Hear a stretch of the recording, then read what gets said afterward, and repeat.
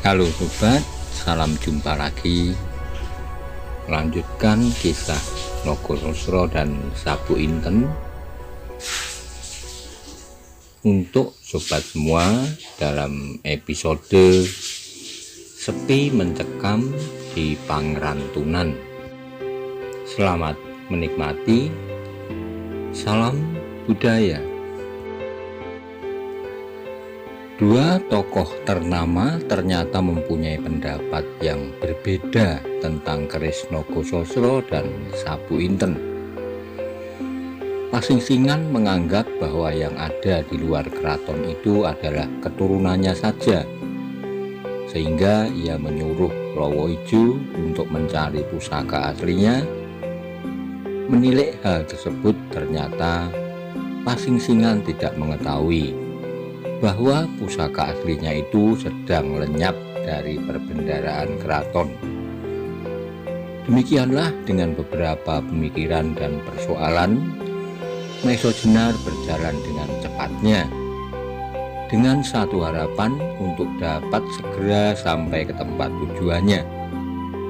Menurut perhitungannya, apabila tidak ada suatu halangan, ia akan sampai ke tujuan kira-kira 5 hari 4 malam.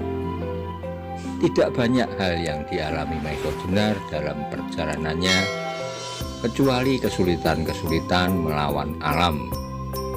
Tetapi itu pun satu demi satu dapat diatasinya. Dan hal-hal yang demikian bagi Maiso Jenar bukanlah merupakan rintangan dibandingkan dengan orang yang bernama Pasingsingan. Apabila malam tiba, Maiso Jenar selalu mencari tempat untuk tidur di atas cabang-cabang pohon untuk menghindari gangguan-gangguan binatang buas. Dan di siang hari, ia berjalan sejak matahari terbit sampai matahari terbenam. Maka pada hari ketiga, Maiso Jenar telah dapat meninggalkan daerah-daerah hutan di lereng Gunung Merbabu untuk segera sampai ke Pangrantunan. Tapi demikian ia sampai ke daerah persawahan Pangrantunan, hatinya segera dikejutkan oleh sebuah panji-panji yang terpancang dengan megahnya, bergambar harimau hitam yang sedang mengaum hebat.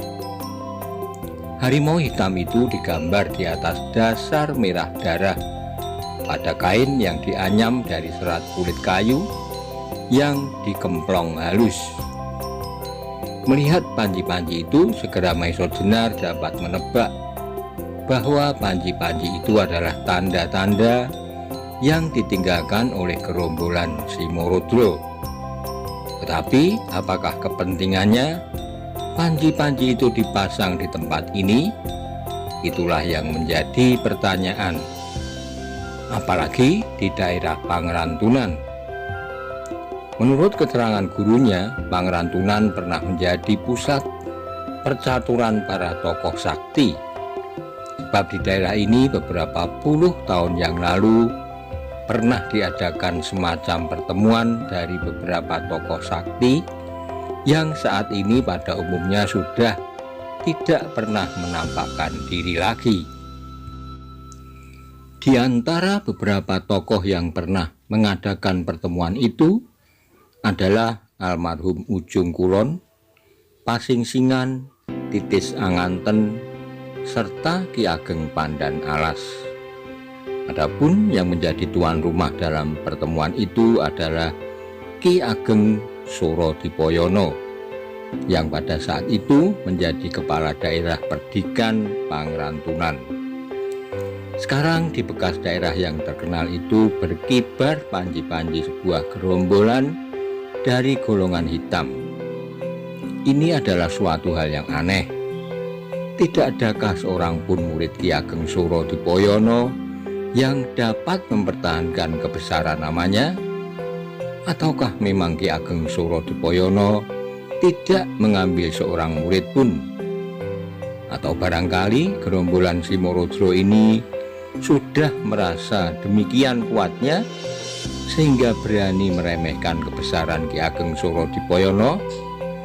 Hal itu hanyalah mungkin apabila gerombolan Simorodro ini seperti juga gerombolan Lowoijo yang didalangi oleh salah seorang dari tokoh-tokoh golongan hitam. Tetapi kemungkinan ini adalah tipis sekali. Keberadaan Pasingsingan dalam kalangan hitam telah cukup mengejutkan, sehingga Ki Ageng Pandanara sendiri perlu membayanginya untuk membuktikan kebenarannya. Apalagi tokoh-tokoh lain yang tidak seaneh Pasingsingan pastilah akan semakin menggemparkan. Karena hal-hal yang mencurigakan itu, maka Maiso Jenar harus berhati-hati untuk tidak mengalami hal yang merugikan dirinya serta tugasnya. Dengan penuh kewaspadaan, ia berjalan selangkah demi selangkah mendekati desa yang berada di hadapannya, yang menurut ingatannya adalah desa Pangrantunan. Dahulu saat Maiso Jenar belum lama berguru, pernah diajak gurunya bersama-sama dengan Kebu Kenongo menjelajahi hampir seluruh pulau Jawa bagian tengah, dan pada suatu kali ia pernah diajak pula mampir ke Pangrantunan. Sayang pada saat itu Ki Ageng Surodipoyono sedang tidak di rumah, sehingga mereka tidak dapat bertemu. Meskipun demikian, oleh gurunya banyak yang diceritakan tentang orang ini, tentang keistimewaan-keistimewaannya, serta tentang budinya yang luhur. Ketika Maiso Jenar telah mendekati desa itu, maka kesan pertama-tama didapatnya adalah daerah ini telah mengalami banyak kemunduran. Dinding-dinding desa sudah tidak serapi beberapa tahun yang lalu. Saluran-saluran air juga telah tidak teratur, bahkan banyak parit yang kering. Maka semakin nyatalah bagi Maiso Jenar bahwa sepeninggal Ki Ageng Surodipoyono tak ada orang lain, baik keturunannya maupun muridnya, yang dapat melanjutkan memelihara kebesaran nama daerah ini. Rupanya Ki Ageng Surodipoyono setelah memutuskan menarik diri dari pergaulan sudah tidak menaruh perhatian lagi kepada daerahnya. Maka ketika Maiso Jenar melihat seorang petani tua sedang mencangkul tanah yang tampaknya keras dan tandus, ia memerlukan mendekatinya. Barangkali darinya dapat didengar cerita tentang sebab-sebab kemunduran daerah ini, serta yang penting panji-panji yang dipancangkan oleh Simorodro itu. Melihat orang asing mendatanginya, maka petani tua itu pun berhenti mencangkul, serta mengawasi Maiso Jenar dengan seksama, meskipun pandangan matanya tidak memancarkan kecurigaan, tetapi jelas mengandung pertanyaan-pertanyaan. Setelah sampai di hadapan orang itu, segera Maiso Jenar membungkuk hormat. Orang itu ternyata juga orang yang ramah dan sopan. Karena itu sambil tertawa ia pun membungkuk hormat. Malahan sebelum Maiso Jenar bertanya, ia sudah mendahulunya. "Selamat datang di daerah ini, anak mas. Rupa-rupanya anak mas memerlukan pertolonganku." Mendapat sambutan yang demikian ramahnya serta tak diduga-duga, Maiso Jenar terperanjat, maka cepat-cepat dijawabnya, "Mudah-mudahan kedatanganku tidak mengganggu pekerjaan Bapak." Tidak, sama sekali tidak. "Apakah yang dapat aku kerjakan untuk anak mas?" sahut orang itu. "Aku ingin mendapat beberapa keterangan mengenai daerah ini," jawab Maiso Jenar. Orang tua itu mengangguk-angguk kecil. Cangkulnya lalu diletakkannya. Katanya kemudian, "Baiklah anak mas, kalau saja aku mengetahui, pastilah aku menjawabnya. Banyakkah keterangan-keterangan yang anak mas perlukan?" "Tidak Bapak, hanya sekedar sebagai petunjuk jalan," jawab Maiso Jenar. Keterangan mengenai apakah itu? Tanya orang tua itu. Bapak, sambung Maiso Jenar, apakah Bapak mengetahui mengenai panji-panji yang terpancang di tepi desa itu? Mendengar pertanyaan Maiso Jenar, tiba-tiba wajahnya berubah. Tampaklah kecemasan membayang di wajahnya. Keterangan mengenai bendera itu agak panjang, anak mas. Kalau anak mas sudi, marilah mampir ke pondokku sebentar. Barangkali aku dapat menyuguhkan sesuatu, walaupun hanya air kelapa sebagai penawar haus, serta barangkali sedikit keterangan mengenai panji-panji merah itu. Maiso Jenar sulit untuk menolak ajakan orang tua yang nampaknya sangat terbuka hatinya. Ditambah lagi dengan keinginannya mendengar keterangan-keterangan tentang panji-panji yang bergambar harimau itu. Karena itu, tidak ada jalan lain kecuali dengan ucapan terima kasih ia menerima ajakannya. Ternyata rumah orang tua itu tidaklah begitu jauh, hanya berjarak beberapa tonggak saja dari sawahnya, yang nampaknya tidak begitu subur. Rumahnya tidak lebih dari sebuah gubuk yang sudah agak miring, meskipun nampaknya masih agak baru, serta beratapkan daun ilalang. Dengan ramah pula dipersilahkan Maiso Jenar masuk, serta duduk di atas balai-balai bambu satu-satunya, di samping sebuah pogo dan telundak tempat lampu. Duduklah anak mas, aku ambilkan untuk anak mas buah kelapa muda, kata orang itu. Terima kasih Bapak, aku senang sekali mendapat sebuah kelapa muda. Tetapi biarlah aku sendiri memanjatnya. Apakah Bapak yang sudah setua ini masih dapat memanjat pohon kelapa? Jawab Maiso Jenar. Orang itu tersenyum lalu jawabnya, meskipun aku sudah tua, tetapi karena tak ada orang lain di dalam rumah ini, jadi aku masih harus mengerjakan apa-apa sendiri, juga memanjat kelapa. Malahan tidak saja mengambil buahnya, bahkan aku juga nderes beberapa pohon. Bapak masih nderes juga? Tanya Maiso Jenar keheranan. Orang tua itu mengangguk, dan karena itu Maiso Jenar terpaksa percaya bahwa orang tua itu masih mampu memanjat pohon kelapa. Karena itu ia tidak lagi mencoba menghalangi orang itu memanjat pohon kelapa. Sejenak kemudian orang itu sudah kembali masuk rumahnya dengan membawa 2 buah kelapa muda yang sudah diparas serta dilubangi. Langsung disuguhkan kepada Maiso Jenar. Maiso Jenar yang baru saja berjalan di bawah terik matahari menerima kelapa muda itu dengan gembira serta berterima kasih, sehingga dengan sekali minum habislah isi dan sebuah kelapa muda.